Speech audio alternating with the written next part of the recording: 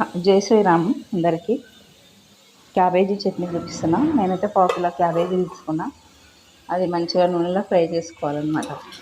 నూనెలో ఫ్రై చేసుకున్న తర్వాత మంచిగా మొత్తం ఉడికిందా లేదా అని చూసి 2-3 సార్లు బాగా కలిపి దాన్ని మూత పెట్టి పక్కకు పెట్టుకోవాలి. ఉడికిపోయిన తర్వాత ఇంకో బాండిలకి ఫస్ట్ నూనె పోసుకొని నూనె పోసుకున్న తర్వాత జీలకర్ర, కొత్తిమీర, దాంట్లో పచ్చిమిరపకాయలు మంచిగా కడుక్కొని పచ్చిమిరపకాయలు దాంట్లో ఫ్రై చేసుకొని నీట్గా ఫ్రై చేసుకోవాలి. ఫ్రై చేసుకున్న తర్వాత అది బాగా ఫ్రై అవ్వాలి. మంచిగా అన్ని వైపులా ఇలా మంచిగా వేగాలన్నమాట. మంచిగా వేగిన తర్వాత పక్కన తీసుకొని అవిసెలు బాగా కలిపి మంచిగా అన్ని వైపులా వేయాలి. కొత్తిమీర కూడా మంచిగా ఫ్రై అయితే మంచి వాసన వస్తుంది.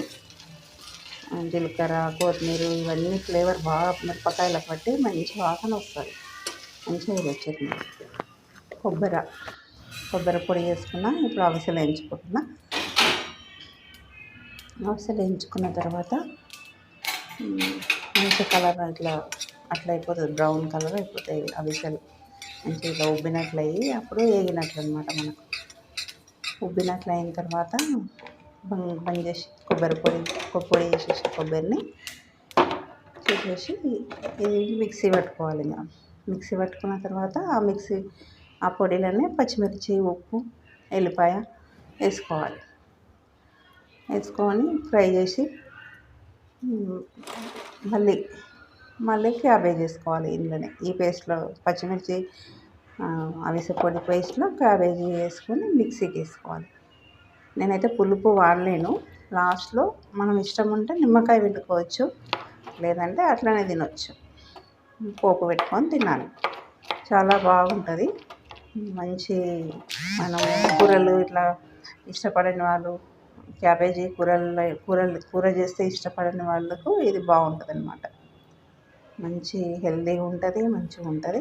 అవిసె పొడి కదా, మంచిగా ఉంటుంది. ఒక గిన్నెలోకి తీసుకొని సర్వ్ చేసుకోవడమే. ఇంకా అన్నంలోకి వేడి అన్నంకి ఈ చట్నీ చాలా బాగుంటుంది.